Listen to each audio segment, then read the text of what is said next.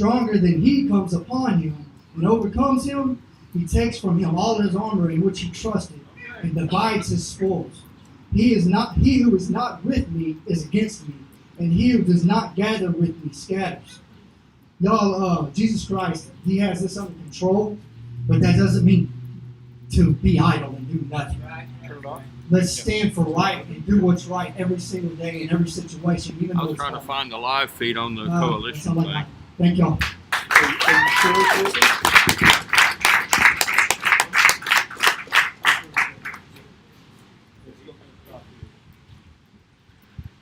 Good afternoon.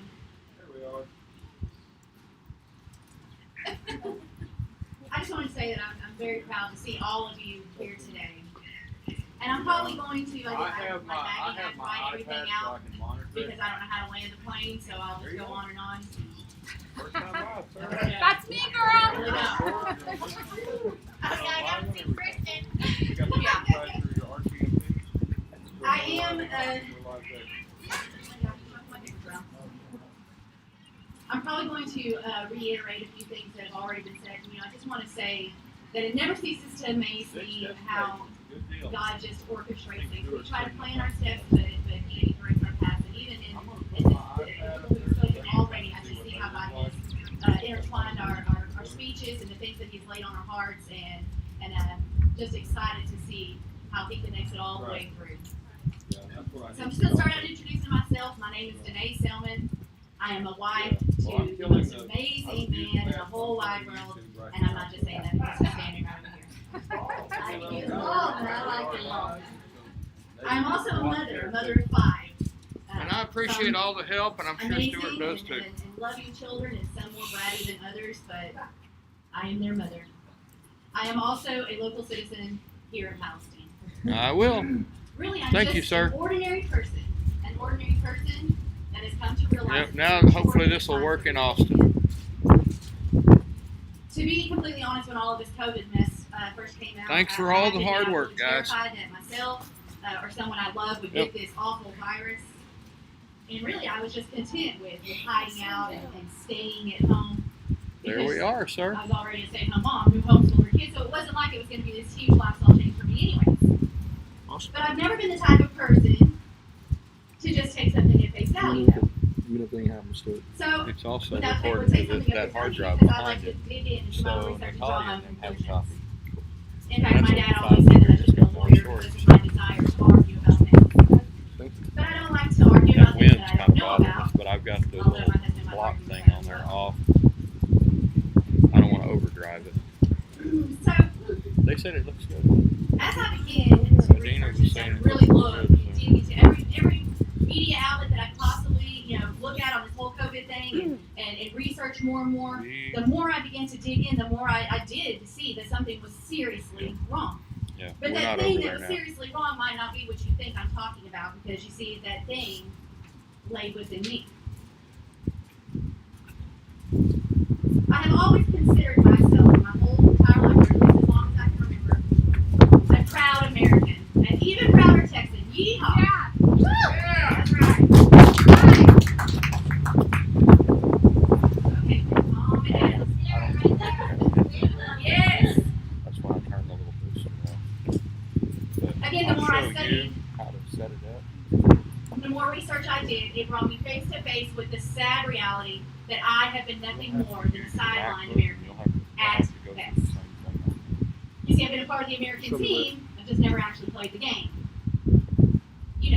A bench warmer. In my school days, which wasn't that long ago, Sorry, speak into the mic. I didn't hear that. I said back in my school days, which wasn't that long ago, I really hated history. I absolutely hated all my history classes. I felt like it was just trivial and boring, and I didn't want nothing to do with it. Some of it did sink in, though, with the help of my parents and other people in my lives, and to be honest, movies. Like Pearl Harbor, which actually taught me to respect and appreciate veterans for the sacrifices that they had made. And I would have said that I understood my freedom that had been secured because of those brave men and women. And I even had a small knowledge of our Constitution and the Declaration of Independence. I mean, I do celebrate the 4th of July every year with fireworks and watermelon. I will stand during the pledge and with my hand over my heart, and I will sing along during the national anthem. You want water? But what was missing? The answer to that question is involvement. And that is why I'm here today. To get involved. To be involved. I believe many of you here are just like me, and you're coming to that same realization. Your eyes are being opened to the government's overreach and flat-out trampling of our rights. And we know, we feel it in our guts, that whatever they take from us, they're not going to willingly give back.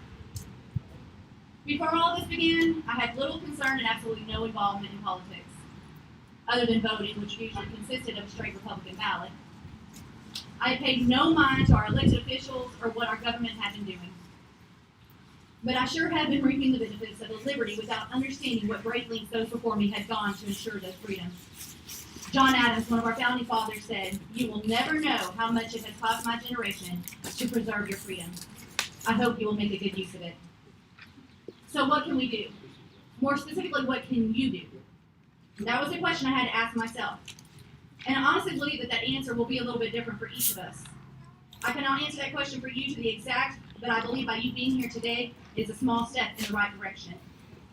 For me, making a good use of it started with my understanding of the First Amendment right to freedom of the press and the lack thereof here in our own community. In the middle of my research, I began to see how little local news reporting there was. And I was not the only one concerned by this fact. 5 of us, 5 people, came together, some of who only just met through Facebook a few weeks ago, and we made the decision to get involved and do something about that by starting a local newsletter.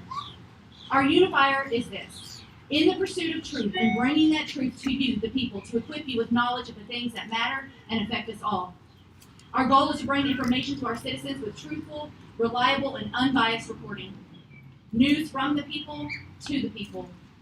And to be completely honest, none of us have ever done anything quite like this before and have found ourselves venturing out into uncharted waters. In fact, when I was asked to give this speech today, I was nervous because it's public speaking and who doesn't get nervous. But it wasn't actually until I saw my name on the flyer and out beside it, it said editor of Anderson County Freedom Press. I really wanted involvement. I thought editor. That's a very intimidating title, one I sure do not feel qualified to have. I have absolutely had moments when I have felt in over my head and overwhelmed, not knowing what direction to go. But I am willing to step out and push past those uncomfortable feelings because I believe in the importance of what I am trying to accomplish. Do you? What do you believe in? What are you willing to do? Are you feeling the nudge to get involved? Are you ready to step out of your comfort? You know, the one that has been afforded to you by somebody else's sacrifice? Benjamin Franklin once said, "Justice will not be served until those who are unaffected are as outraged as those who are." Some of you will remember Judge Johnston's number of shoppers order. Maggie just mentioned this. And that was enforced here in our community. And like I mentioned earlier, being a stay-at-home mom, going to Walmart by myself was actually more like a mini vacation. And since my kids were, old enough to be left at home by themselves, it didn't really concern me until it did. And the reason why this concern was merited was because I began to see and hear about the harsh and unconstitutional and flat-out illegal ways our citizens in our town were being treated. Moms like myself being told to leave their kids in the car unattended, disabled or elderly not being able to have someone come in to help them shop, and many other sad and angering scenarios. I bring this up because this is one of the reasons I resolved to be more involved in my local community's government. When I started investigating this order, I found out that we were the only county in our surrounding area under this stricter regulation, and it made me say, Even though that order did not directly affect me, I could no longer just sit idly by. The scales had been removed from my eyes, and I had to do something to help. Even if it was just to speak out on Facebook against it. Maggie, Margaret Smith, led the charge on this issue as well as multiple others. By making phone calls to government officials and speaking to attorneys and researching laws, she rallied many others together to do the same. And you know what happened? We saw results. It was a small victory, but that order was amended, and I learned a valuable lesson that day. Pushing back, standing up, and speaking out gets results. I do not have our Constitution memorized, and I am no legal scholar by any means. But what I do know is that I believe we are in the middle of a war being waged on America and everything she was founded on. One that started, to quote a friend, while we were sleeping. We have been lulled to sleep by the illusion of living the American dream while our government has been hard at work to make it an American nightmare for our future generations. At the top of my belief system is my belief in Jesus Christ as my Lord and Savior. I believe in sharing his gospel message to a lost and dying world. My standing up for my American freedom is not separate from my belief in a sovereign God.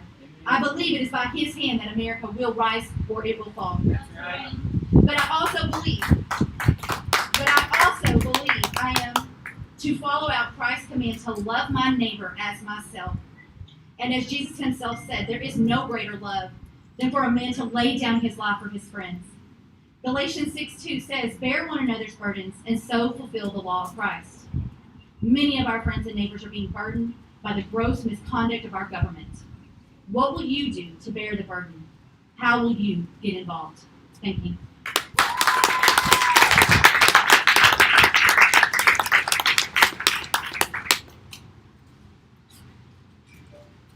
Okay, to follow up behind that. My name is Delina Black. I've been doing massage since 1996, and I never dreamed I would have to have a doctor's note or a note from a chiropractor to tell one of my clients that they could get a massage. In fact, I need one myself, and I don't want to go get a note, but I have to, or my therapist could get fined. In fact, we've got friends that are fined in Texas $5,000 just because someone on a massage board was mad because they don't want to go to work. They're mad at us for fighting for our freedom to be able to give our massages to our clients. And so they called in and reported her. She is also a doula. And she had prescriptions, and she works by herself as a sole proprietor, not an establishment. And she got slapped with a $5,000 fine. No inspection, no questions, no phone call, nothing. This came through the mail.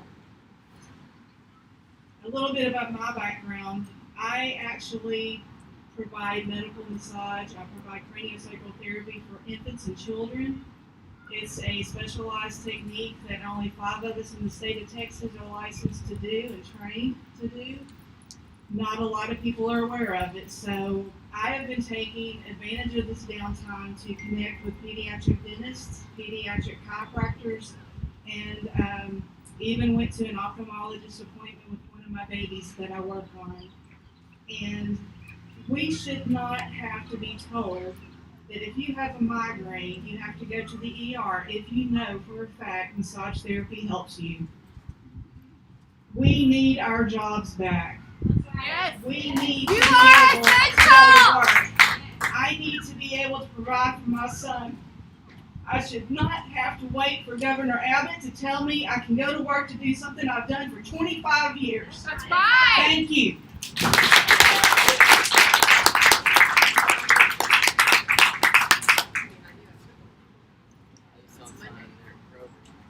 I'd like everybody to take one of these, please. Hello, I'm Bob Dale. I'm the owner of Outward Construction. Been in the Palestine area for over 20 years.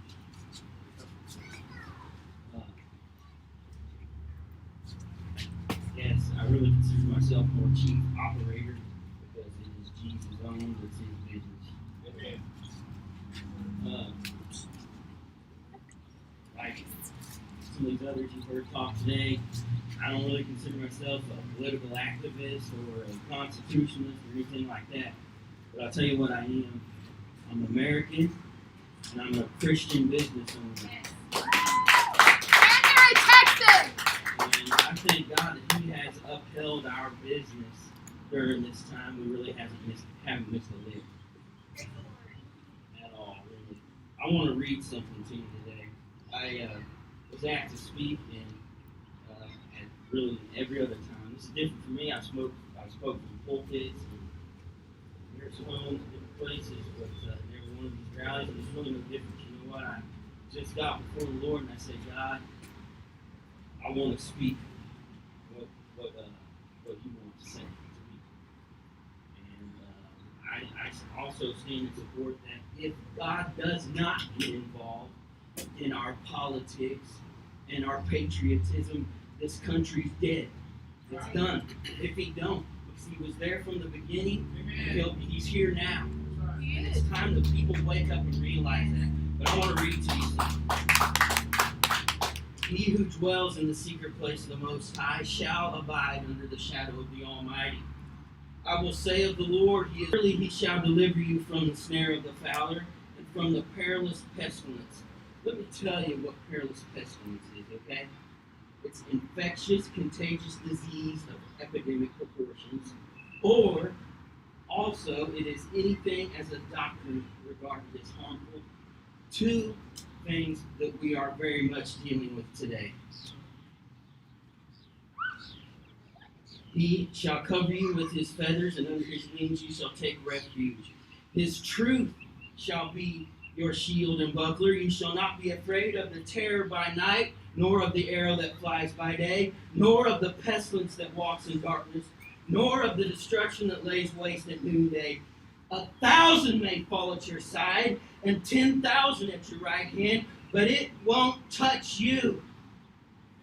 Only with your eyes shall you look and see the reward of the wicked, no matter what office they hold. Because you have made the Lord, who is my refuge, even the Most High, your dwelling place. No evil shall befall you, nor shall any plague come near your dwelling. He shall give his angels charge over you to keep you in all your ways. Hear the word of the Lord. In their hands they shall bear you up, lest you dash your foot against a stone. You shall tread upon the lion and the cobra, the young lion and the serpent you shall trample underfoot. And listen, this is God's personal thing speaking to one who would be dwelling in his secret place and under his wings. This is what he wants to say to you. Because he has set his love upon me, therefore I will deliver him. I will set him on high because he has known my name. He shall call upon me and I will answer him. I'll be with him in trouble and I will deliver him and I will honor him.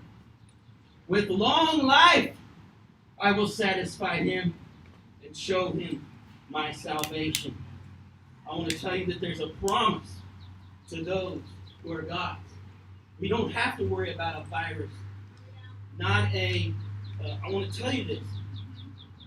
First of all, it's because of the blood of Jesus. Let me tell you that. Let me lay all this upon that. It's because of the blood of Jesus that we can rest in the Lord today. And we can have peace and know this is the Lord's battle. Just like Jehoshaphat said. And like his prophet said when he said it, he set out the singers first. Because he understood the principles of the Word of God and he knew that it was God's battle to fight, and this is God's battle to fight. I'm going to read to you something else you'll probably recognize also. When in the course of human events it becomes necessary for one people to dissolve the political bands which have connected them with another, and to assume among the powers of the earth the separate and equal station to which the laws of nature and of nature's God entitled them, a decent respect to the opinions of mankind requires that they should declare the causes which impel them to the separation. We hold these truths to be self-evident, that all men are created equal, that they are endowed by their Creator with certain unalienable rights, that among these are life, liberty, and the pursuit of happiness. That to secure these rights, governments are instituted among men, derived from their just powers and from the consent of the governed. From the consent of the governed. Let me tell you that you hold up office because we have consented for you to hold that office. That whenever any form of government becomes destructive of these ends, it is the right of the people to alter or to abolish it, and to institute new government, laying its foundation on such principles and organizing its powers in such form as to them shall seem most likely to affect their safety and happiness. Prudence indeed will dictate that governments long established should not be changed for light and transient causes. These are not light and transient causes we speak of today. And accordingly, all experience has shown that mankind are more disposed to suffer while evils are sufferable than to right themselves by abolishing the forms to which they are accustomed.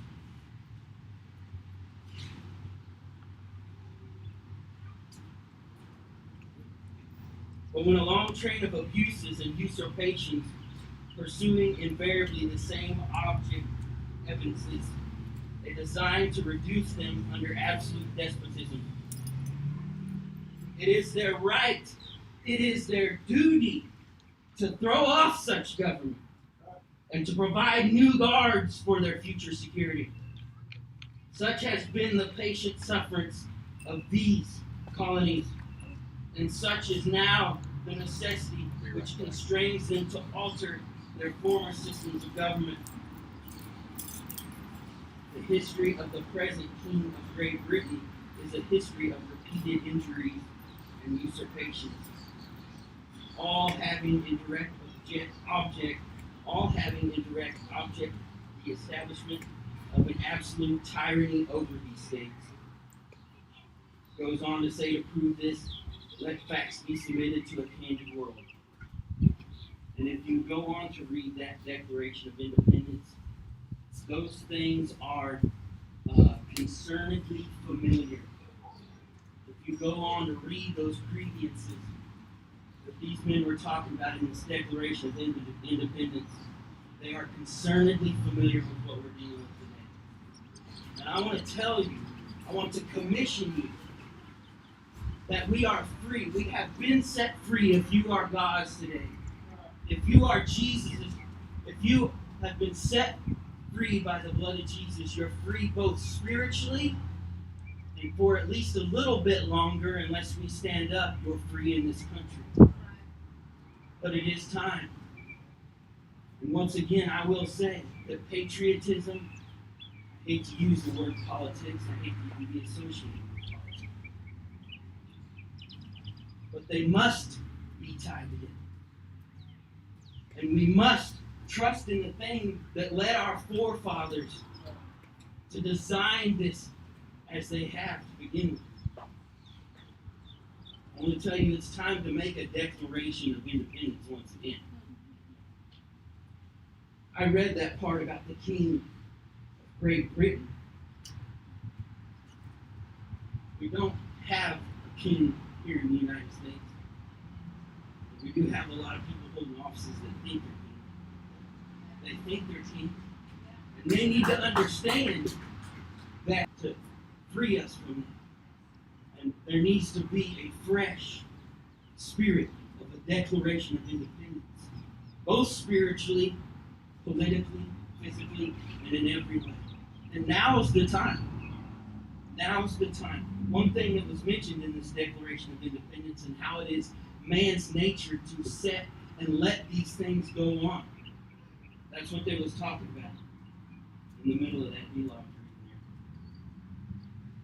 It is in man's nature to set and let these things go on rather than to stand up and do something about it. I think every person who's talked has mentioned that today.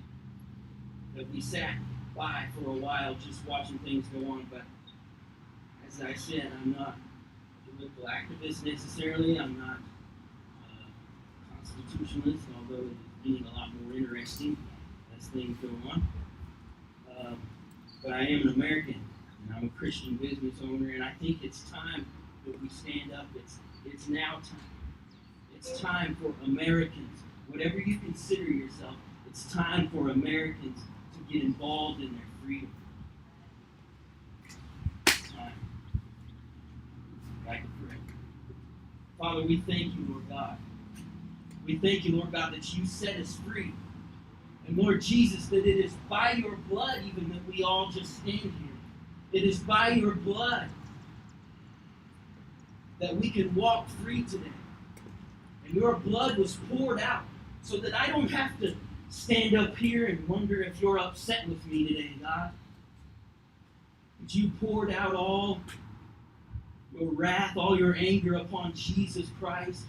And I can know, God, that whether I take a little bit of a wayward step or whatever, I can know that you're with me. Your favor surrounds me, and your favor surrounds these people here. I think your favor surrounds anyone that is truly fighting for freedom. Because, Lord, in your word it says it is for freedom that you set us free. It says that he who the Son sets free is free indeed. And we absolutely have to have the spirit of freedom tied in with our patriotism, tied in with our country. It better be. Let alone our churches and our pastors, and our preachers and our teachers. We need to understand freedom. I think we've forgotten freedom. We've forgotten what it's like to live free. Maybe that has something to do with our spiritual state. So with that being said, God, I pray that you would bind lies right now, Lord. Your word says we have authority over every name that is named, and I bind the liar right now, God. See you in their churches, see you in their hearts, see you in their homes, God. It's only you who can do for men what Casey was talking about, where men stand up for their families, they stand up for their country. Where are those men, God? Call them out, Lord, because I can stand here in all my pride and arrogance, or I can rest in you. And we all must know that this battle is yours, God. And God, I pray, Lord, there's concerned hearts here. And there's some that think we're too radical and so forth. God, I pray that every one of us would go forward with self-control and with peace. With self-control and with peace. With self-control does two different things. It makes me do what I don't want to do, which is probably the least popular of things. But it also restrains me from doing things that I want to do, but I shouldn't. So self-control goes all the way around. Paul the Apostle talks about that. Father, we thank you, Lord God, today. God, we thank you, Lord, that you haven't left this country alone. Lord, that you are a very present help in a time of need, God. Holy Spirit, I pray that you call out the men of this country, the men of your church. It's time for the sleeping giant to rise. It's time for that to happen, God. And I don't know where all my voice will go to, but God, I trust you. We all trust you, God. We trust you, God. Your spirit of freedom and liberty has to go forward, God. And we call on you, God, to do that. We bind lies. We bind manipulations. We bind all that in the name of Jesus today, God. It's the promise of your word. Your word also says that whatever you ask in my name, it shall be done. It also says that whatever we ask for, believe we have received it. So, God, I don't believe that the things that we're experiencing now is something that is going to lead to a bad end. But rather, God, I choose to believe that these are things just to get our attention. And God, for us to trust you, let our trust be turned to you. Let our trust be turned to truth and to you as our God, that you're not angry with us because you poured out all your anger on the blood of Jesus, God. Relieve the guilt of people and let them know they operate in freedom, God. We thank you, Lord, for what you're doing here. We trust you, God.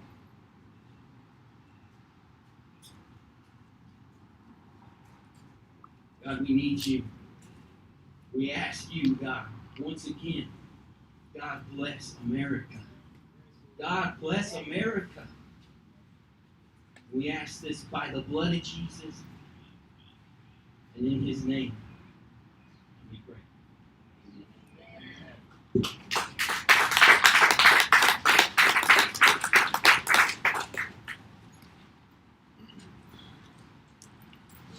everybody get a hand wipe with the American Nothing I can do flag? about it. It's the cover and the way the clouds are. Everybody should have one.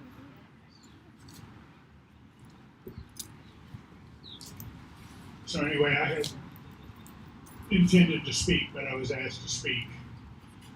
One thing I would like to do right now is have everyone pick up their handy wipe, and I want you to read it as loud as you can. And let's let the mayor and the city council and everybody hear it.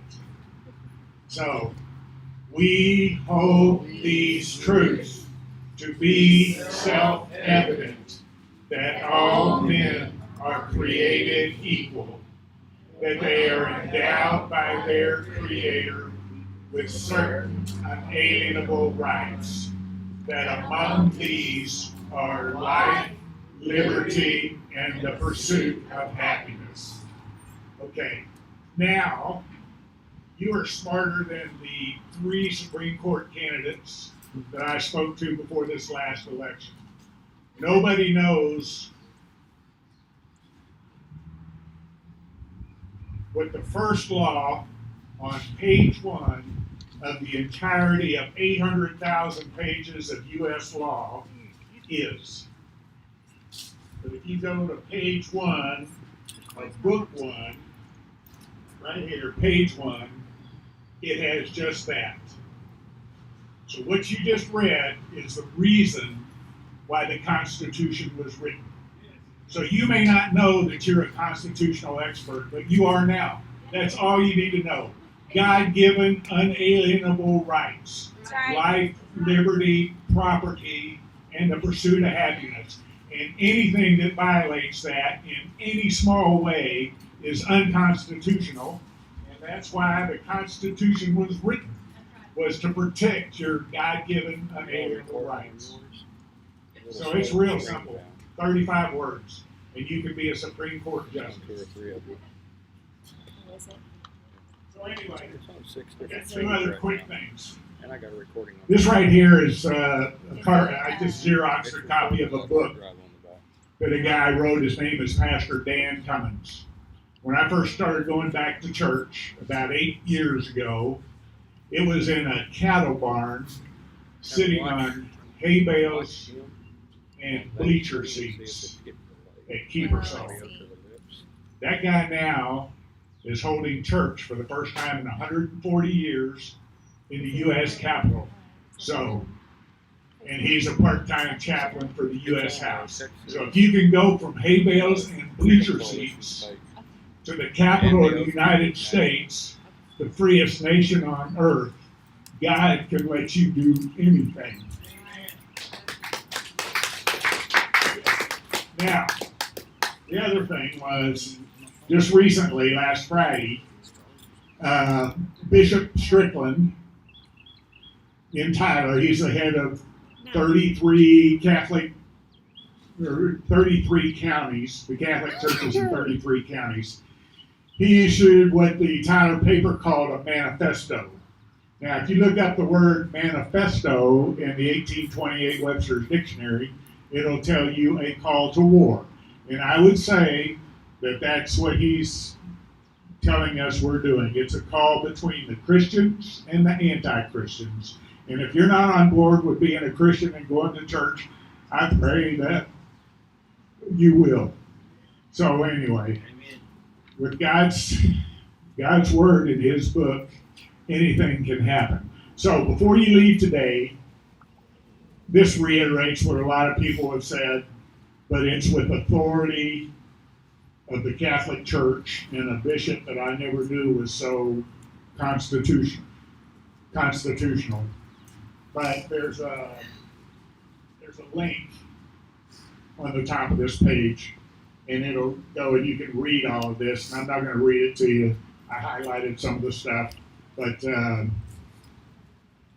it really is. It's the call to war. It's like Patrick Henry and our founders. We're there. Thank you.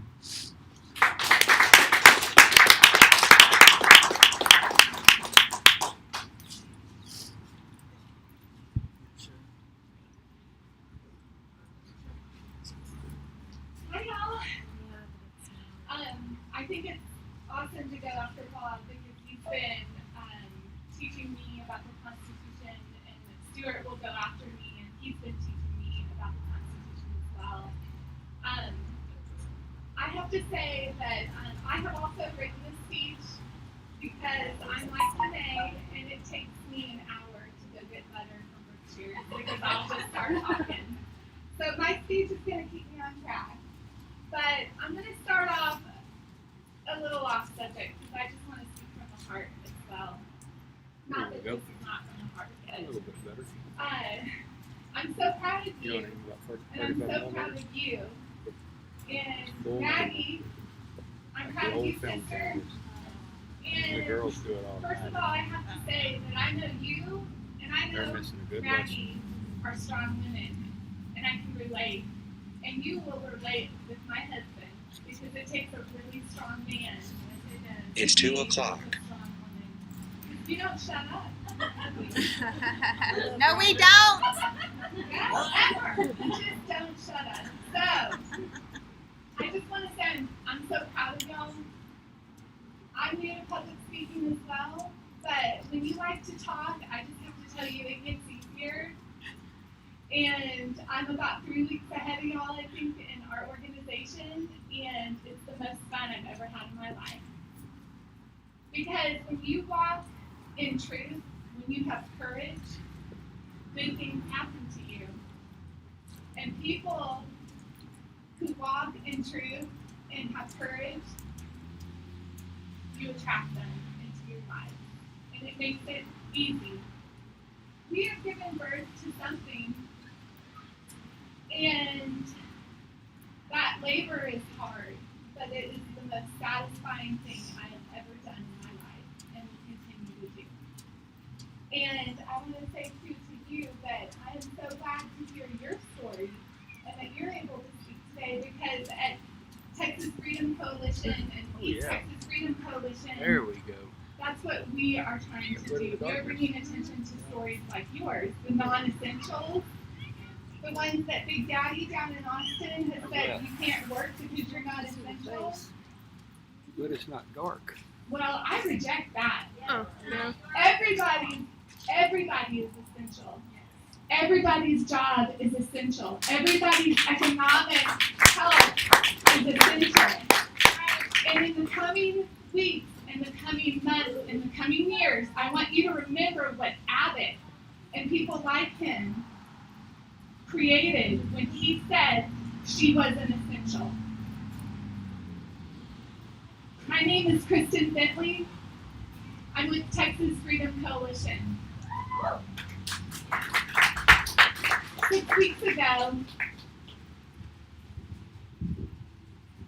I would have never thought that I would be doing this. It took a day that we didn't know much about coming out of China.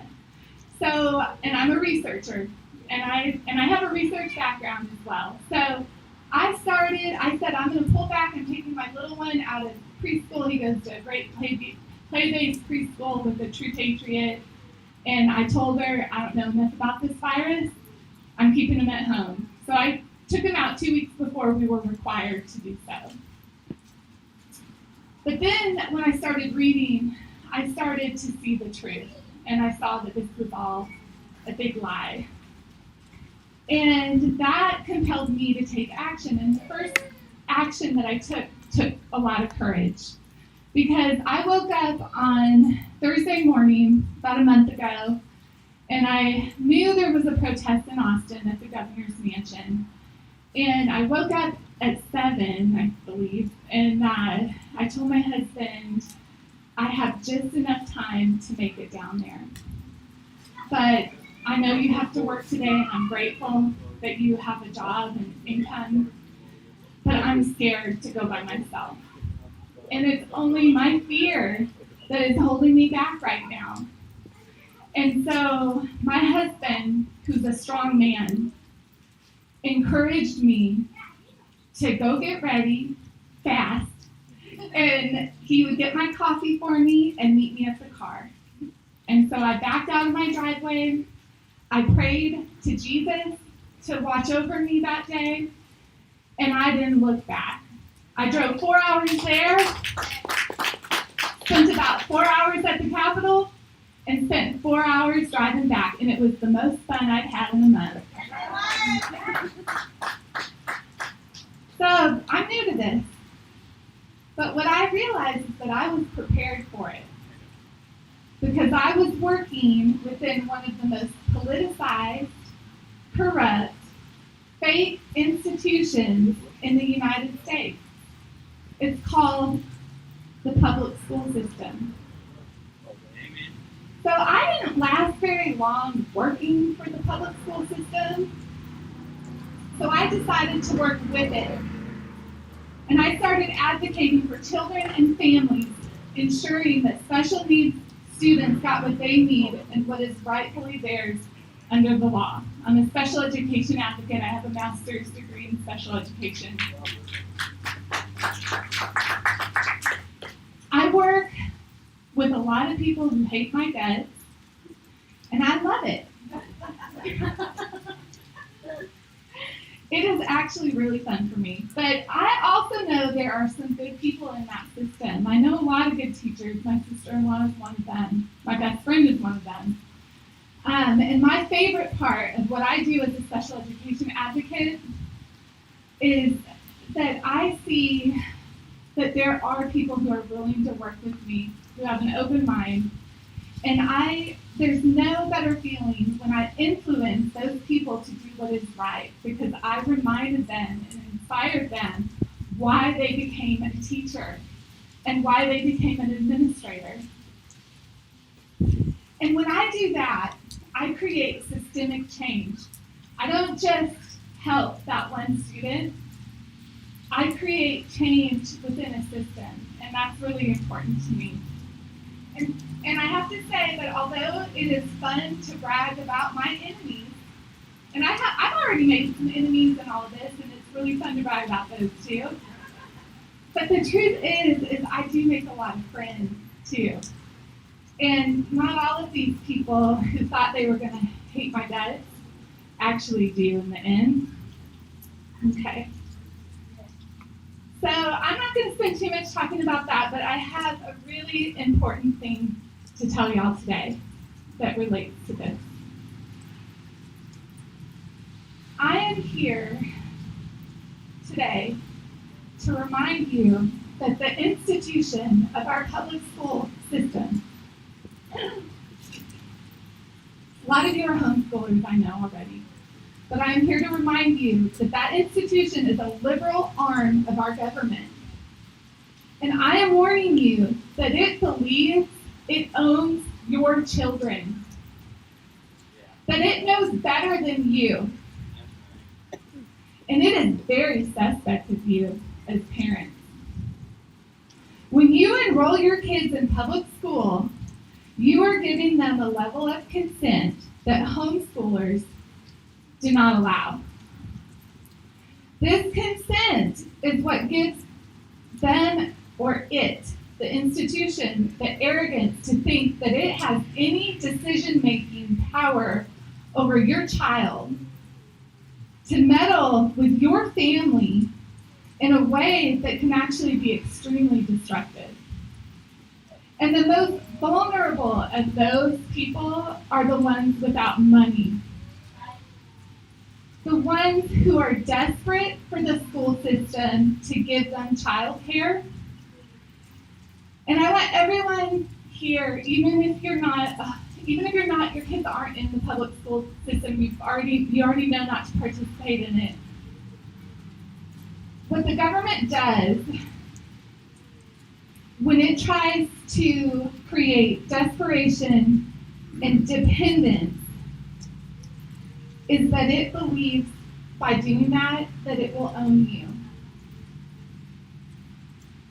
And so the people who are your friends in all of this, the leaders, the local leaders, our state leaders, and I'm going to stick with that because I could really care. I know it sounds harsh. I said it to someone earlier. I don't care about the United States right now. I care about Texas. Right? Anyone who's trying to create dependence through unemployment right now, instead of empowering Texans to work by themselves, is the enemy. So we all need to be suspect of any system of government that creates deep dependence. Be suspect of any institution that needs you to be desperate in order to gain more power, because it stems from a place that is dark and completely opposite of the motivation of those who want to set you free. So this is an important time to be homeschooling, and I just want to say for all of y'all who are watching, I know we have a lot of homeschooling families here already, but homeschooling families are more than willing to help those of you get creative who don't know how you're going to do it. Okay, and we're here for you too. Texas Freedom Coalition is here. If you have questions, y'all just let us know how to do it. I can tell you that school districts are really overwhelmed by what's happening. They're having to create new models of distance learning and platforms that extend learning, and many of them know also what the CDC is recommending for the fall is crazy. And so a lot of it's based on this crazy fake social distancing. I've seen some of the recommendations, and I don't know how they're even going to possibly do that.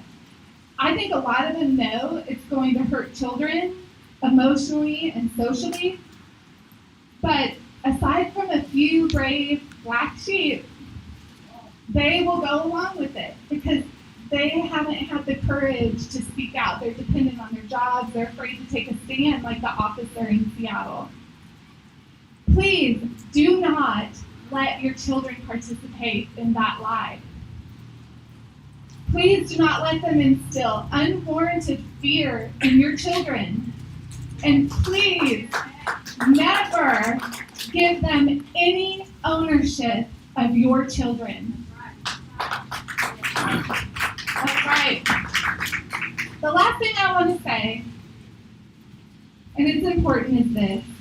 I want you to know that the reaction of our federal, state, and local government, including the policy of our schools, and there's a lot of elected officials there too, it was all based on a single flawed scientific model out of the Imperial College of London. Bad science, fake science, led to one of the single worst policy decisions in our history.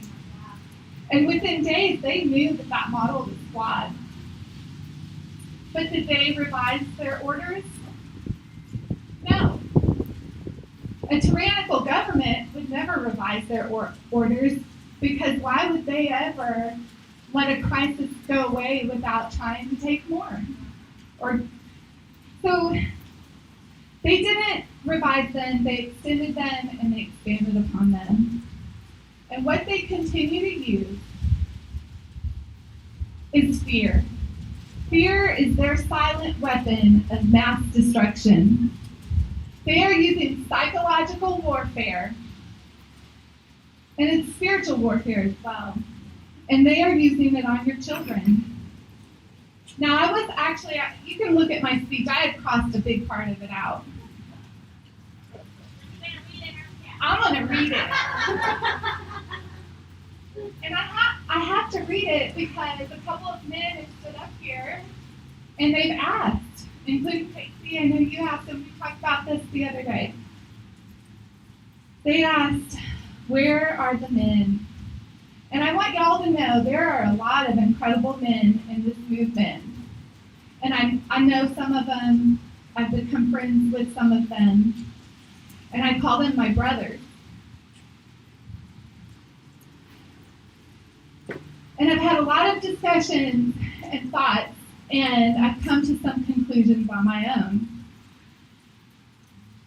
The first conclusion is this.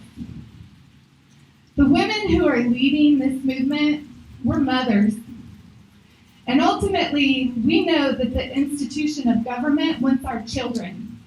And it wants our children and our grandchildren, and it wants their liberty, their God-given right to liberty. So it's not the sleeping giant that needs awakened. needs to be awakened. Because all these mothers are sleeping dragons, and they have been awakened.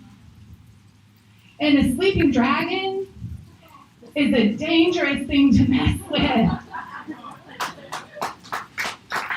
We are all Mama Texans, okay?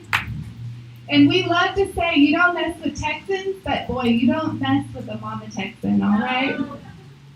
So we are here for the sake of our children and our families.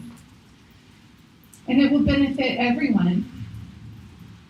But I also want you to consider another reason why women are leading this. And it's because we all know psychological warfare.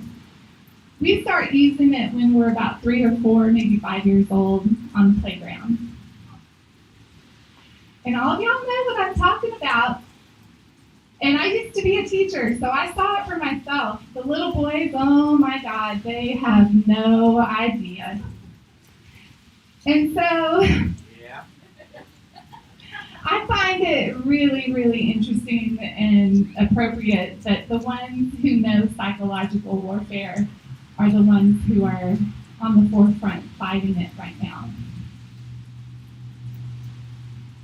I want to tell you, in light of this psychological warfare that's going on, your job right now is to counter that fear with truth. Yes, that's right. Truth is a divine source. It's pure, it's straight from our Creator, and it is the light Amen. that will shine brightest when we are living in dark times. Hallelujah. The light is always brightest in the dark. And the light is more powerful than the dark. So y'all remember that. You walk in the truth. Amen. And when you walk in the truth, you don't have to be afraid. And fear is natural. If you start to feel afraid because you're speaking out on Facebook, or you're going to talk to your pastor for the first time because he closed his church, y'all remember, if you're speaking the truth, there is absolutely nothing to fear. And if your pastor rejects you, you got this man's church to go to. So, I'm going to give you all a little bit of homework, because after all, I was a teacher, okay? But it's easy and meaningful. I only believe in meaningful homework. I want you to get familiar with the word, or the term, nudge theory, and how it is used to condition the masses.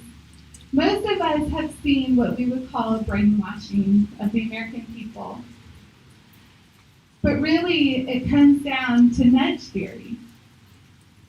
And it's a social conditioning that happens that's very effective. When you understand that, you're going to know how to nudge back. And it's the most important thing that y'all can be doing right now. I want to say, show up at every rally. We've got a big one in Austin on Saturday, a week from today. And a lot of incredible people will be speaking there. But the most important thing you can do on a daily basis is give people a hard time for wearing masks. And you can do it in a nice way. I was at Dairy Queen. I told y'all about this. I was at Dairy Queen the other day, and I saw a girl without her mask on, and I said, you have such a beautiful smile. I'm so glad I get to see it. And then I saw 2 more, and I start yelling, I love your beautiful smiles. And I don't know, they may even think I'm a lesbian now. I don't know. But I have no problem telling a woman how beautiful she is without that mask on. So that's what I want y'all to go out and do and remember, is start speaking out, and don't be afraid to do it. But when y'all all know, when you start clapping, other people start clapping. They see what you're doing, and they're conditioned to do it back. So the more people that y'all tell, to stop wearing that mask and put that pressure on, the more people are going to open up and start fighting this. All right. I've said enough. Thank y'all so much.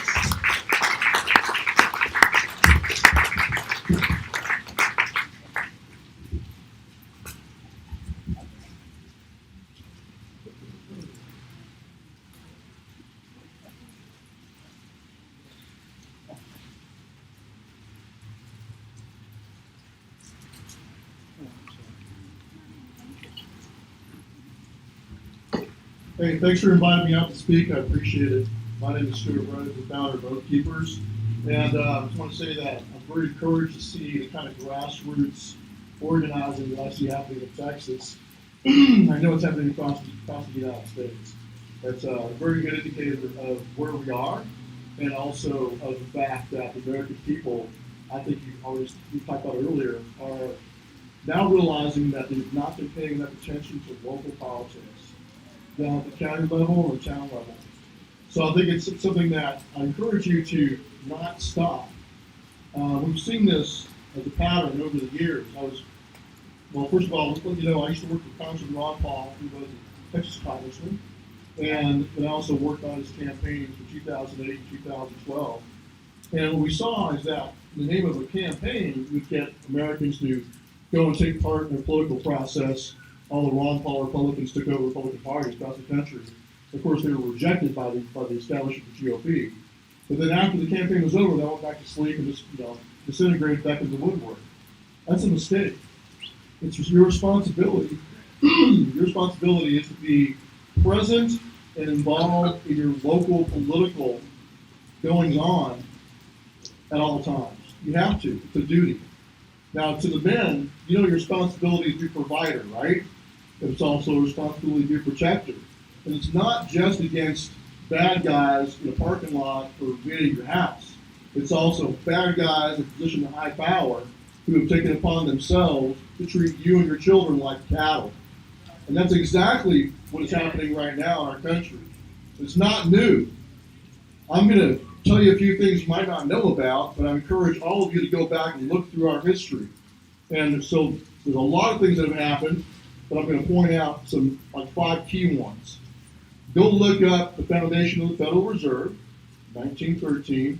There's a good book called The Creature from Jekyll Island about that. So they subverted our economic system and essentially stole it. And it got even worse when we're taking off the gold standard and you no longer had coinage made out of silver after 1964. But go look at that history of how they have robbed you. And this is, when I say they, I mean political elites in this country in allegiance with foreign economic and political elites worldwide. So go back and look at that. Look at the origins of where that came from and who was behind it. So your money has been stolen from you. So all this, when they talk about spending trillions of dollars to give you, some of your own money back, what they're doing is creating out of the digital thin air. And what happens is, of course, it causes hyperinflation eventually. It's going to cause a weakening of the dollar, and it's going to buy less and less. It used to be that a man could work back in the 1950s, could work and provide for his family on one income. Because of inflation and devaluation of our money, destruction of our money, it now takes 2 people in most households. And mom and dad both got to work. So, and who's benefiting from this?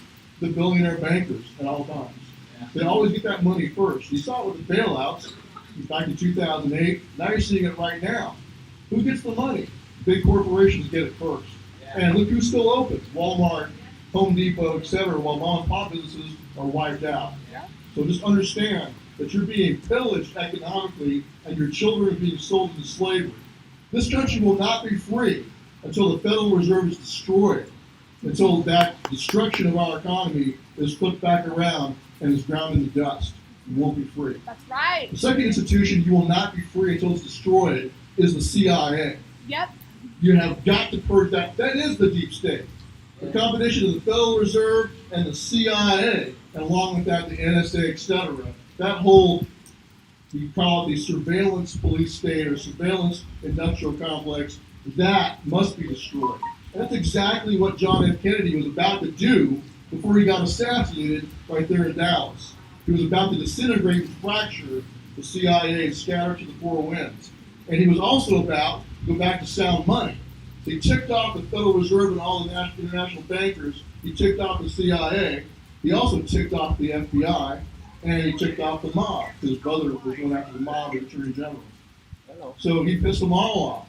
And he also ticked off all the generals who wanted war in Vietnam because he was about to pull U.S. troops out. So I would encourage you to look into the Federal Reserve, read about the Kennedy assassination and who was behind that, and what happened, and then take a good hard look at the Gulf of Tonkin. Y'all know about that? It turns out that was a false flag setup. Now, for those that don't want to believe your own government would create false flags, I encourage you to go look at what's called Operation Northwoods. You can go look it up online, the document put out by the Joint Chiefs of Staff in 1952 as a proposal to President Kennedy to give a reason to invade Cuba, go to war with Cuba. What they proposed was that they would have the CIA and its operatives conduct fake terrorist attacks on the American people in cities, blowing up planes, shooting down planes, hijacking planes, and killing Cubans who had been exiled and fled from the communists in Cuba, to kill them on purpose and blame it on the Cuban government, go to war with Cuba. Now, I'm no fan of communism. It's destructive. But the point is that the political elites in your own government are willing to kill Americans to get you into a war they believe that you should be into. It happened in Gulf of Tonkin, it got us into Vietnam, and they almost did it. Kennedy said no. One more reason why he was killed. So, when it comes to medical stuff, medical behavior, I'll bring this up on my phone real quick. There was experiments in the 1950s where it turns out in the 1950s over 210,000 Americans and American servicemen were intentionally exposed to radiation by the U.S. government without their knowledge to be tested upon. And in one example, MIT paired up with Quaker Oats, this is on the Smithsonian Magazine website, to feed nuclear isotopes to orphans in a boys' school. And they had them join the science club at the Fernald State School in 1949. So the kids got free tickets to the Boston Red Sox games, trips off the school grounds, gifts like Mickey Mouse watches, and lots of free breakfast. But they didn't know it, but they were being fed radioactive tracers in their oatmeal and their milk. They're feeding them isotopes to see what would happen to them. So they're using them like guinea pigs.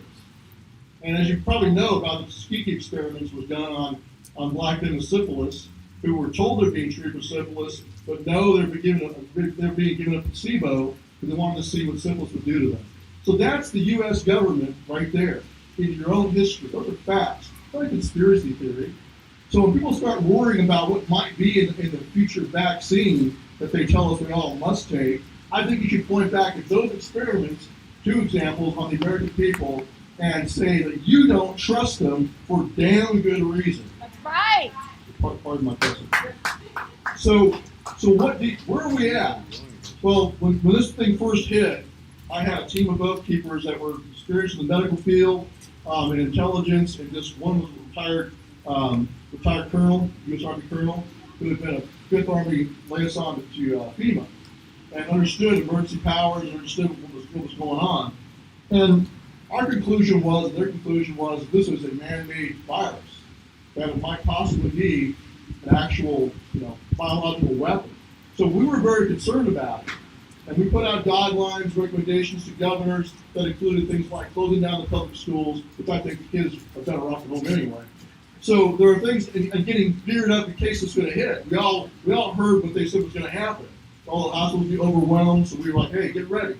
Then we saw what happened when the virus finally was supposedly spreading throughout our society. They crossed the line they should not have crossed. And here's where they crossed that line. There's this idea that they can determine what is an essential and non-essential activity. That's right. Now, back in the Spanish flu of 1918, 1919, which killed 675,000 Americans, that was a very serious virus. But they never, ever attempted to shut down businesses and close down society like they just did here. They didn't do it. They shut down like large public gatherings, like concerts and parades, things like that, which makes some sense, right? Yep. But to arbitrarily decide that your activities or your business is essential or non-essential never even crossed their minds. And yet here we are, almost 100 years later, with advancing science, and we're doing worse than they did during the Spanish flu. Yep. Destroying our economy, absolutely killing the ability of the American people to be independent in local communities. Yep. And that's what they're really doing.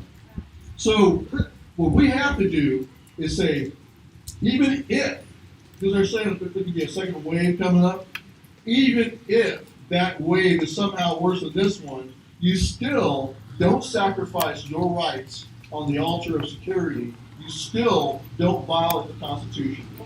Now, founder James Mason said, or George Mason said that a frequent recurrence of fundamental principles is essential for the preservation of liberty. I'm going to read you a quote from James Madison from the Federalist Papers. Battery was going dead. Here's what he wrote. The accumulation of all powers, legislative, executive, and judiciary in the same hands, whether of one, a few, or many, and whether hereditary, self-appointed, or elective, may justly be pronounced the very definition of tyranny. So what do you have when a governor, including your governor here in Texas, Republican Governor Abbott, decides on his own to make law? What is that? It is tyranny. It doesn't make a difference if he's got an R behind his last name. Yep. The legislature passed no law that determined what's essential and non-essential during an emergency. Didn't even try to do that. You won't find it anywhere in the Texas statutes. You won't find that anywhere in any state statutes. You will not find that anywhere in a federal statute. All you'll find is continuity of government and emergency preparation plans for preserving essential functions. Okay, that has been around for a long time. So they have this idea that, well, in an event of emergency, whether it's a hurricane or a nuclear war or whatever it is, that we're going to preserve power and water, to keep the roads open, things like that. That's about government using its resources to help keep things going. But it doesn't say only these things can be open, and if you're non-essential, according to us, the non-essential wasn't even in there. It's essential functions that we will try to preserve. That's the job of FEMA, supposedly. Although FEMA doesn't do a damn thing, frankly, when it comes to disasters. It winds up being the Cajun Navy and volunteers like us. We've done that 5 hurricanes. That's right. The point is that they took this idea of here's what the government will use its resources to preserve, and they flipped that idea on its head. This is all that you will be allowed to do. Like there's some kind of communist commissar out of the USSR. You must do what I say. And what is it coming out of? Not even a law, it's just the dictates of the governor. What do you call it when the man in power dictates and creates law when he speaks and opens his mouth? What is that? Tyranny. The dictatorship. That's what the dictatorship means. When Adolf Hitler opened his mouth or Joseph Stalin, law came out. Yep. You lived or died according to his whim of the day. That's what you live under now. Your businesses are living and dying according to the whim of the day of your governor. Yep. Same thing across the country, except for notable exceptions, like South Dakota. That governor, she takes her oath seriously. I was talking to one of the gents earlier. She grew up on a farm, and she's got a lot of common sense. Yep. That's the kind of person you want in that position. I lost the camera. So what must you do now?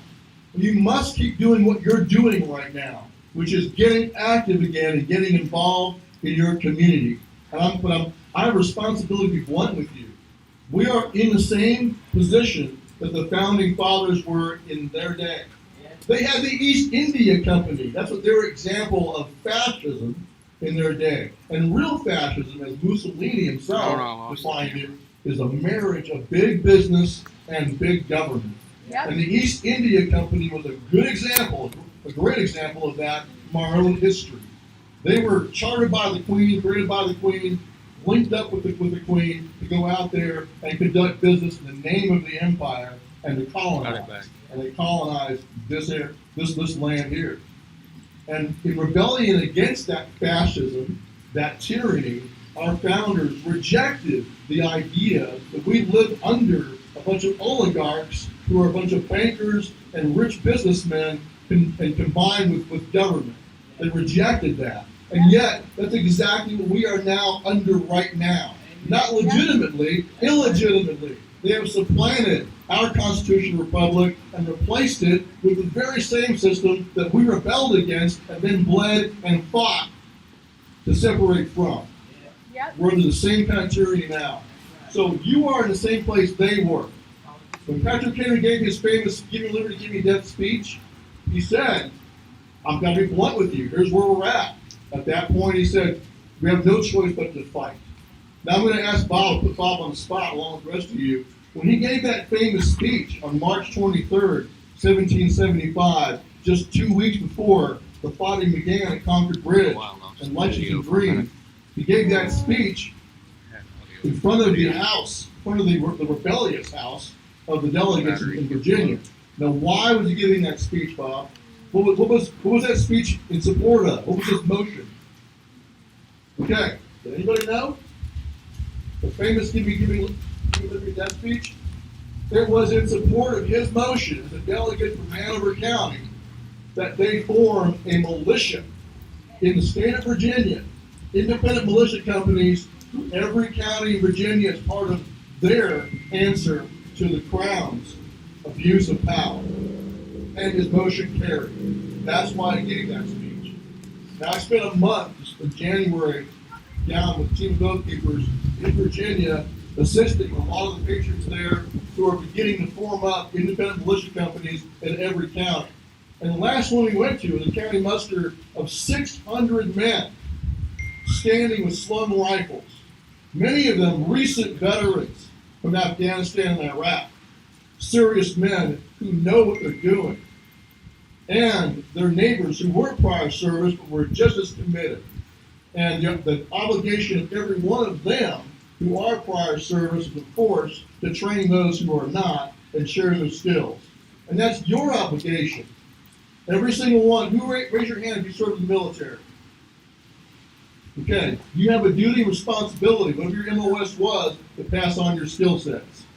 I served as a paratrooper in the Army. I've got a duty to teach the guys that don't know how to move, shoot, communicate, how to do that. So whatever your MOS was, that's your training obligation. If you're not prior service, do you think you can just sit on your rear end? No. Because what are you supposed to be? What did the founders consider necessary for the security of a free state? Part of the militia. The militia. And who is the militia? The people are. The people are the militia. They're one and the same. They didn't have any concept in their heads of a separation between the people and the military function. The militia was considered necessary for security of a free state. In Article 1, Section 8, what are the three purposes that Congress can provide for calling forth the militia to perform? Anybody know? In the federal service, Bob, do you know? Okay, so the three purposes are to execute the laws of the Union, to suppress insurrections, and to repel invasions. Those are the reasons why the militias of the states, which already existed, could be called into federal service. So right now, President Trump could call you as the militia up into federal service, put you on the border, for example, to repel that invasion, or to execute the laws or suppress an insurrection. Now, why? Why did the founders want that to be the way it was done for those three critical emergencies in this country? Why? They didn't say provide for using the standing army, did they? No. They didn't say provide for the formation of an FBI or a DEA or a CIA. Is that in the Constitution? No. It was to execute the laws of the Union, suppress insurrections, or repel invasions. It was supposed to be you as the militia. The reason why they said that is because they did not trust standing armies. Because they had experienced tyranny under a standing army of men who would just follow orders, who would do what they're told. Now, why is it that a professional standing army is more susceptible to doing what they're told? Why? You guys have served. Why is that? Compared to militia, why? What's the difference? That's What's right. that? Well, yeah, they're a militia, the volunteer, like a volunteer fire department. You're not paid, right? I was a volunteer firefighter in Montana for a while. I wasn't paid unless we were working a federal forest fire.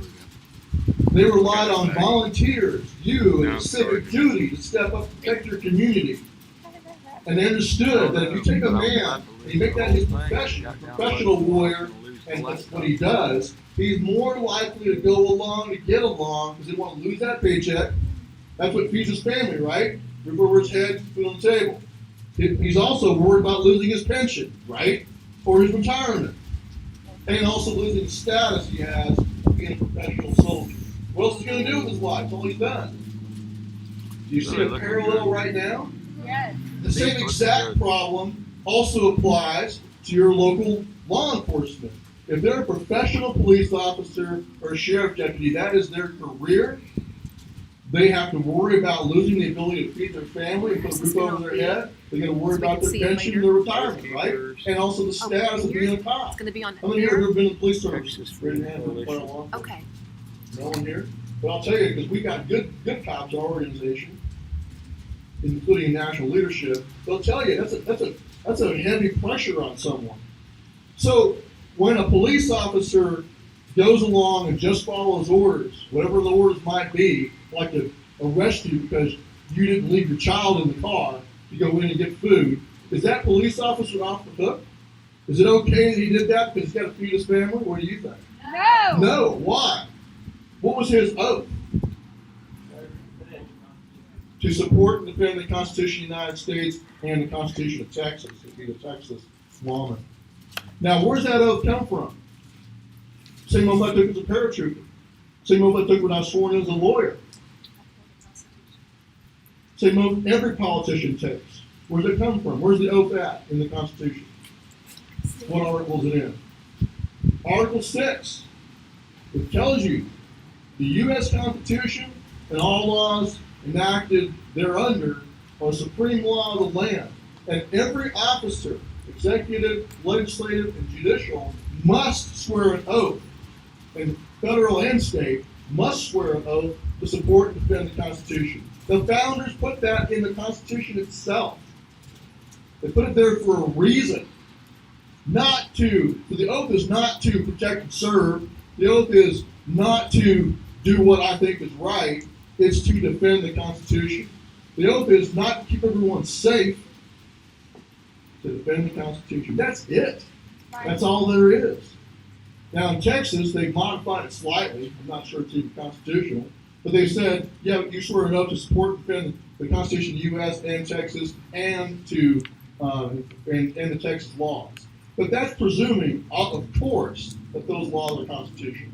Because it says right there in Article 6, this is the supreme law of the land. And it also says anything in any state constitution or state laws to the contrary notwithstanding.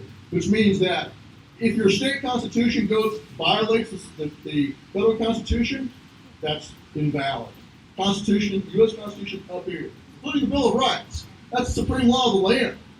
No one can supersede that. Nobody, not the U.S. Congress, not the President of the United States, not some general in some bunker someplace during an emergency. No one can. Your state legislature can't do it. Your governor can't do it. No one can. Your state constitution comes after that. As long as it doesn't violate the U.S. Constitution, your state constitution is now the supreme law of the land in Texas. Your governor has no authority to violate your rights that are enumerated and protected by the state constitution. Now, on that point, does the Constitution of the United States grant rights? No, it doesn't.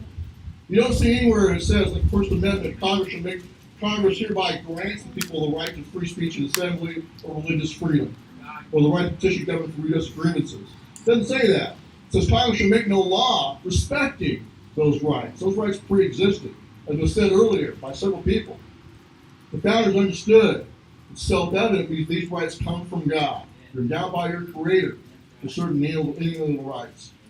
And to protect these rights, governments instituted among men, deriving their just powers from the consent of the government. They must be just, they must be with your consent. When did you ever consent to having some commissar telling you what's essential or non-essential activity. Never. Never. And even if you did try to consent to that, guess what? You would be violating the U.S. Constitution. You have no authority. Majority rule, we're not a democracy, we're a constitutional republic. Right. It's not 51% majority rule. We get to decide to crush the rights of the minority. That's exactly what we fled from. That's how it is in England. They have no written constitution in England. It's just whatever the statutes are. They have certain things they consider untouchable, but it's not really a constitution. They could pass, the majority of Parliament could pass whatever law they want to. The very next day, it's in effect. Like you saw in New Zealand. They're under parliamentary system in New Zealand. When they got scared after that terrorist attack on the mosque, they all of a sudden passed a new law that banned all the firearms, and bam, they were gone. Do they do that here? No. No. So don't ever give up the ground of accepting legislative or executive claims of power that violate either your state constitution or the U.S. Constitution. But you have to do it, as Maggie has done. You probably never looked at any of those statutes before in your life, right? But now it's like, wait a minute. Oh, they did this back in 1972. They snuck this crap in there. So now you got to go in there and go, okay, look, how does this compare to the Texas Constitution, and how does it compare to the U.S. Constitution? That's your first line. But then beyond that, as the founders said, it's your natural rights.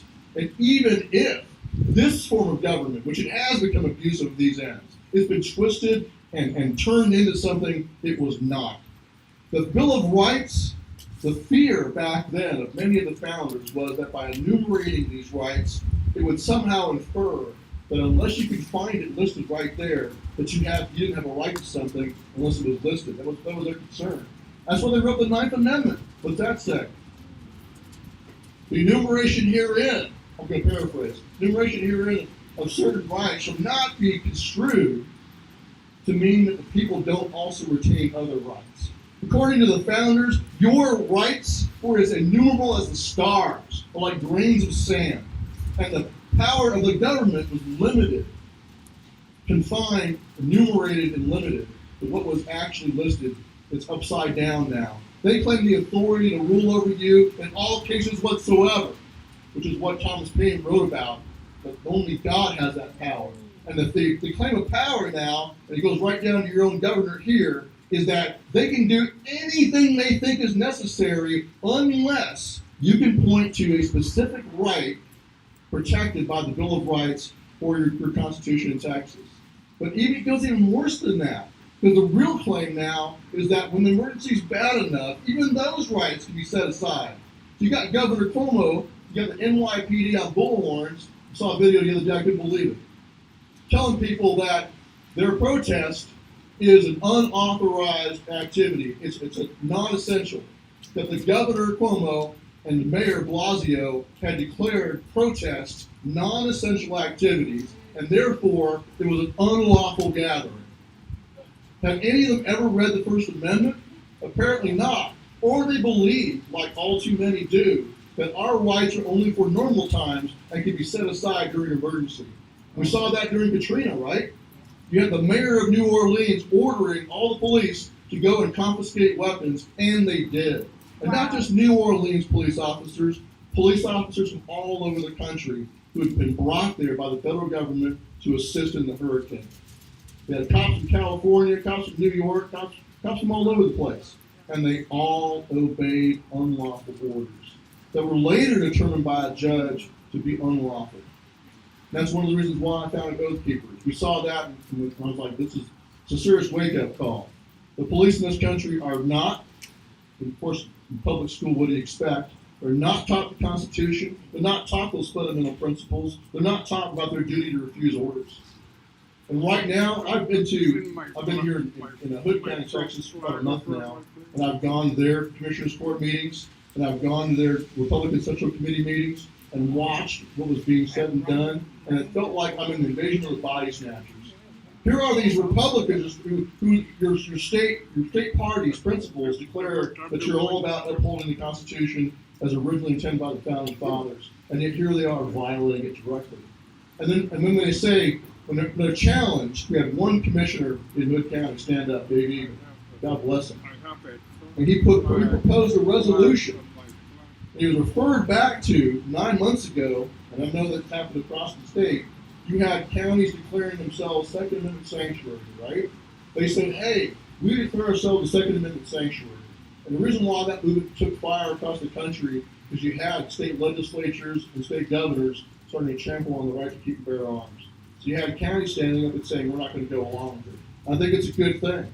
But here you had Hood County, who had passed that resolution 9 months ago, declaring themselves a Second Amendment sanctuary, inferring that they would refuse to go along with violations if it was passed by the Texas legislature or some future governor, like Governor Beto someday did something like that. But you had the same county government now telling people in a public hearing that they had no authority to go against the governor's order, that they had no authority, no jurisdiction to determine that his order was unlawful and to refuse to do it and open their county back up. That's what they all said, except that one, except for David Egan. And also Matt Mills, the county attorney, stood up and said that he would not prosecute people. So you did have some squared away, patriotic men that understand their oath and responsibility standing up. And my good friend John Shirley was a constable down there also. But what happened is that the district court judge and the county attorney Matt Mills said, I will not prosecute people under these stand-up or these shutdown orders. I don't believe they're constitutional. The district court judge appointed a special prosecutor to take those cases and strip Matt Mills of his ability to even be the people's elected county attorney over those cases. That's tyranny right there also. If you stand up, they'll try to strip you of your powers. That same judge was up for censure in the Republican Party. Some of the Republican Party Central Committee of Hood County, so we're going to censor him. We're going to declare him to not be a Republican anymore. He's acting like a socialist. Good. So we're going to withdraw our support from him. And in that discussion and debate about whether or not to censor him, he got up and defended himself. Then he gets up and he says, hey, the Attorney General said these orders are enforceable and they're constitutional. So there you go. So all of a sudden, the Attorney General now decides what's constitutional and what's not, and the judge himself has no responsibility anymore. So he's just following orders. No. The founders put that responsibility, every link in the chain, from the president right down through the Supreme Court of the United States. What is their oath? To support and defend the Constitution. What's the oath of the U.S. Congress? The same. What's the oath of every officer at every level of government, right down to your local dog catcher? It's all the same. Now, why is that? Because the founders knew and expected that everyone in the chain of command had the duty to judge whether or not his orders were lawful or not. If you serve in the military, you understand that. There's either laws of war, either the orders are lawful in the laws of war or they're not, right? If they're not, what's your duty? To refuse them. Like at the My Lai massacre in Vietnam, Lieutenant Calley defended himself after killing women and children, defended himself by saying, I was just following orders. Was that a valid defense? No, it wasn't. And he was found guilty and sentenced to Leavenworth for that. Just as we told the Nazis at Nuremberg, just following orders is no defense. It's not a valid defense. So that is something that you would think people would understand. What that means is every individual soldier has a responsibility to say yes or no. Marine Corps, Navy, Coast Guard, Air Force, all of them. They don't say, well, I'm going to follow the orders until the military court, some military judge, tells me that I shouldn't. It's not my place to decide whether the orders are lawful or not. That's not how it works.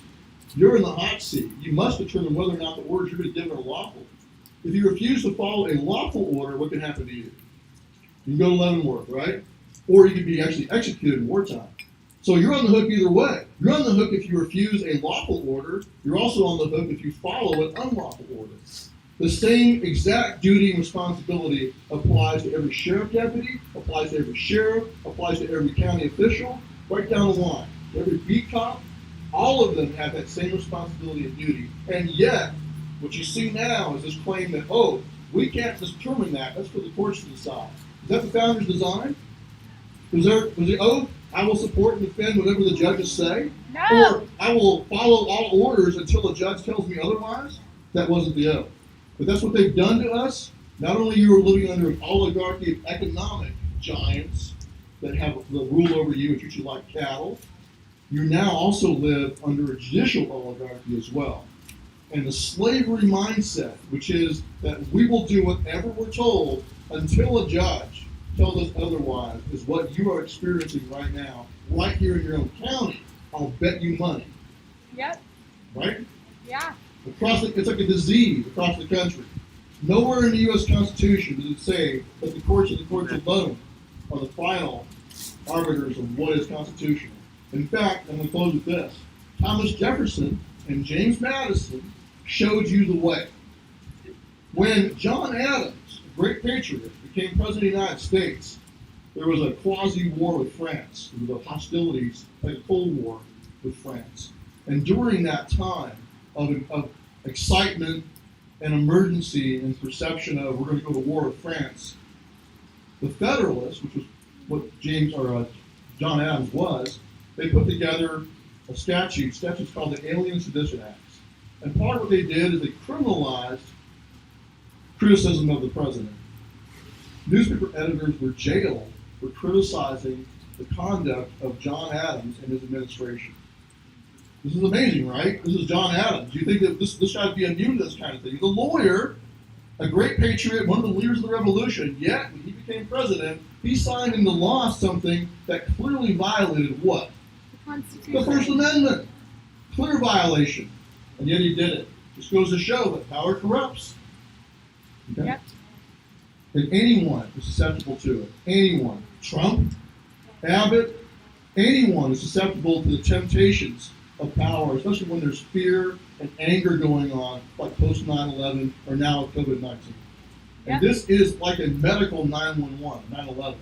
They are using this the same way as 9/11 led to unconstitutional actions like the creation of DHS, the Patriot Act, go on down the list. Now they're using this emergency, and sometimes it can be the best of intentions.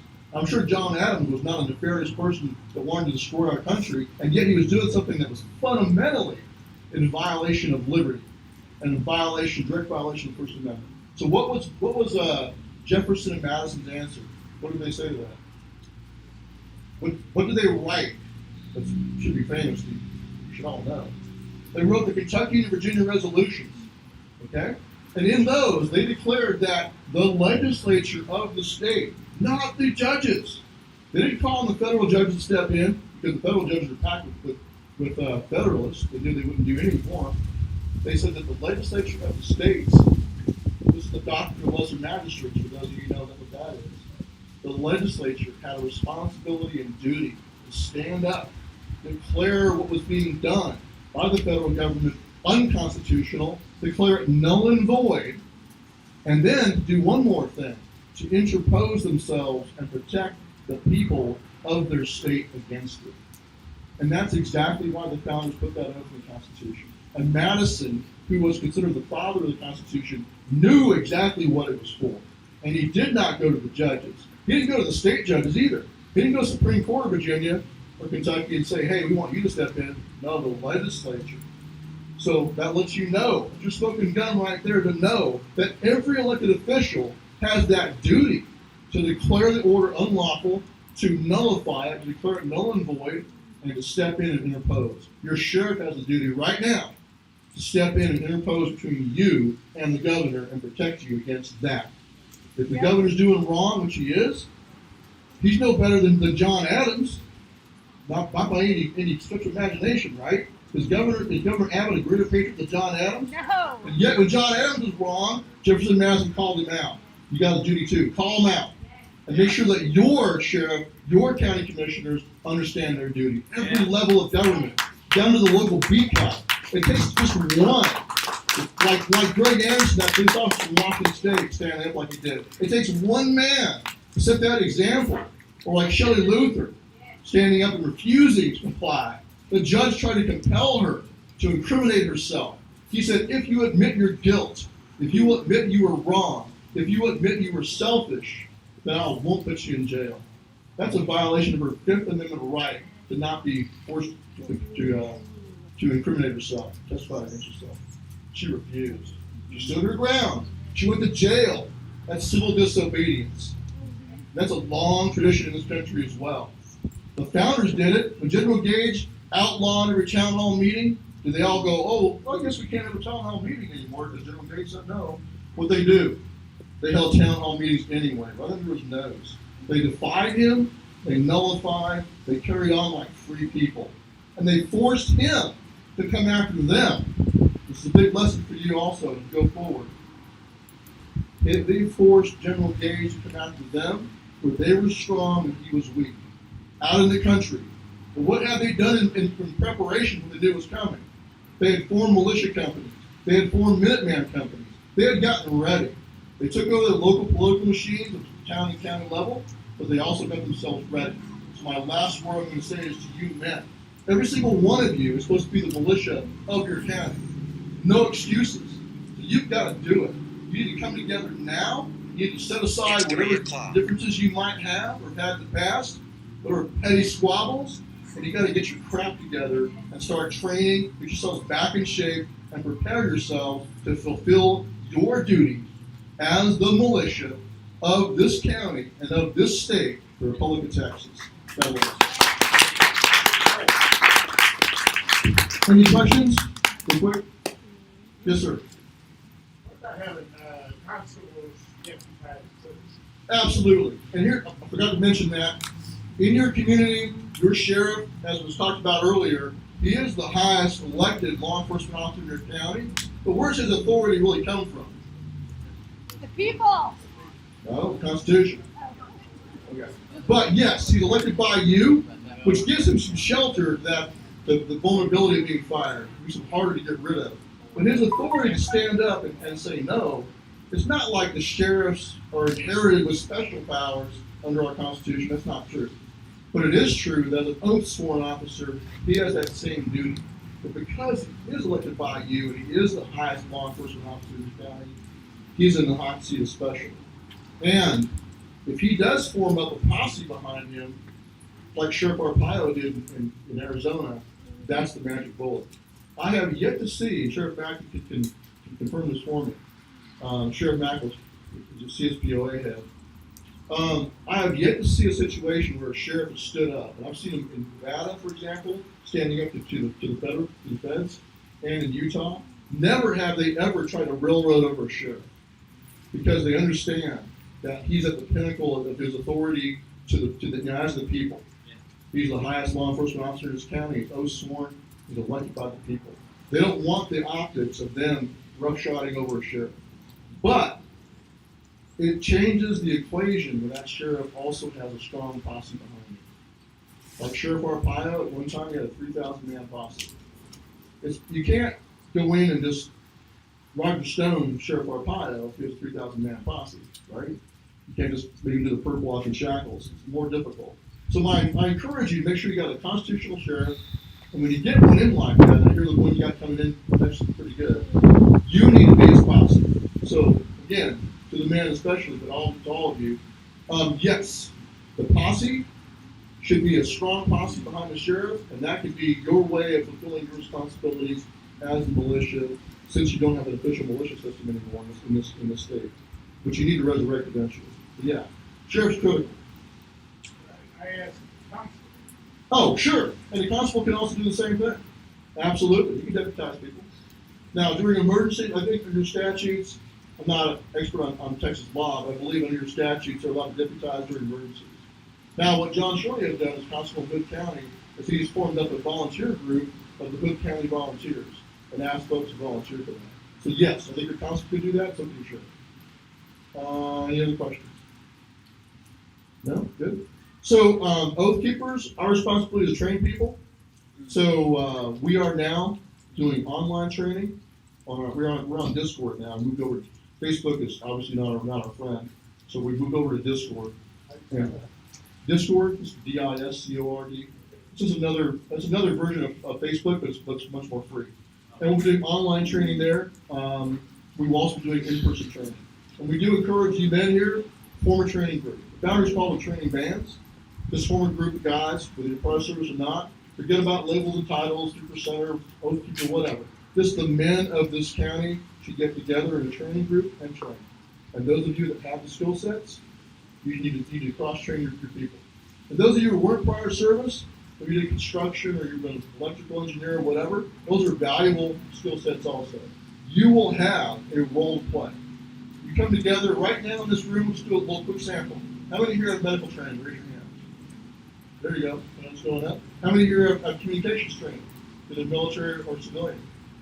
Hands go up. How many here have electrical engineering or construction or mechanics? There you go. Hands go up. How many here have any kind of intelligence background or like those kind of skill sets? Okay, 2. So the point is you've got skill sets already right here in this room. How many here are private infantry? There you go. Infantry training. You were? Yeah. Okay.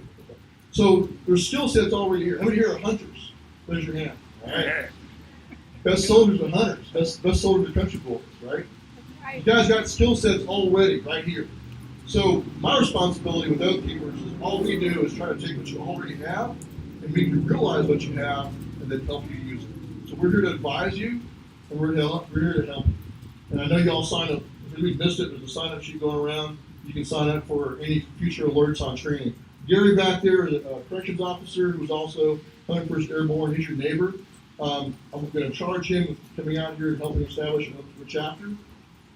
Don't get lost in the weeds. I don't care what group you're in, but I want all of you to start training together and start sharing your skills. And you should be forming neighborhood watches or community watch.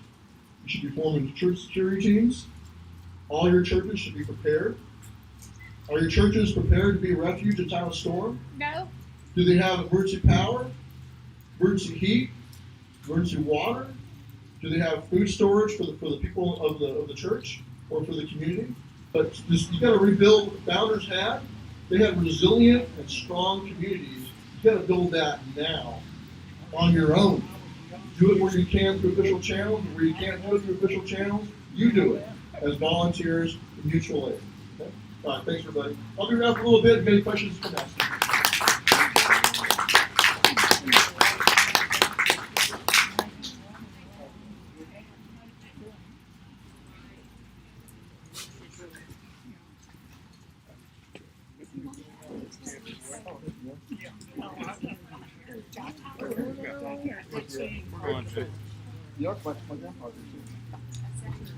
Y'all, I'm so thankful for y'all coming out here, and thank you again to Bob for the chicken. It was delicious. Thank you. And thank you to Marlene for picking it up for us. You guys are awesome. I'm really excited to see where we go forward in this. I hope that y'all are greatly encouraged in whatever skill, whatever pursuit of truth that your heart is desired in this. We all have something to offer, and I'm excited. So stay on Facebook, Anderson County Grassroots page. Also check out Anderson County Freedom Press. Oath Keepers, awesome. Thank you. Texas Freedom Coalition. Y'all are awesome. Austin, next weekend, the 23rd, we will rally there. And thank you, Delina. Yes, prayers for all of the people that are out of work and all of the families. And just thank y'all. So, Jason, can you come close us in prayer?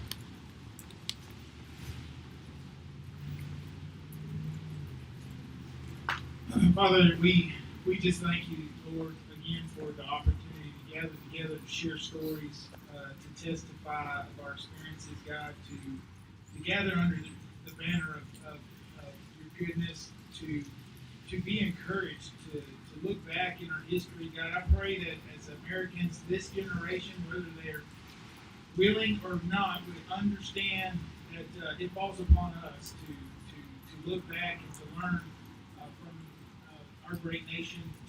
I pray, Lord, that you would help us take all the distractions out of our lives, that we could do our due diligence to study the Constitution, to study the nation, the history of our forefathers, and all that's gone on. Lord, I just thank you for everyone that you brought here today. I pray, God, that you go with them as they leave this place, God, and I pray that you move in this community and see change. Hallelujah. Yes, sir. We thank you for the freedom that we have. Give us the ability to preserve it. In Jesus' name. Amen.